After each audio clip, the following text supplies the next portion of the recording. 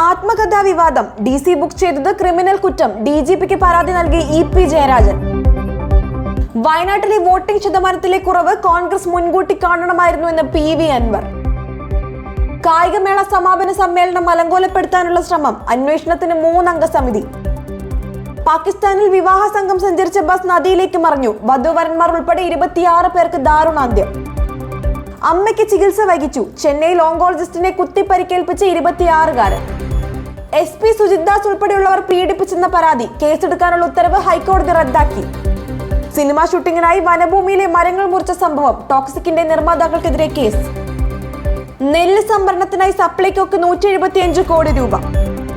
വയനാട്ടുകാരെ സ്നേഹിക്കാൻ അവസരം നൽകുമെന്നാണ് പ്രതീക്ഷയെന്ന് പ്രിയങ്ക ഗാന്ധി. ഒരു നേതാവ് മറ്റൊരു നേതാവിനെ കണ്ടതിൽ എന്താണ് തെറ്റെന്ന് K സുരേന്ദ്രൻ.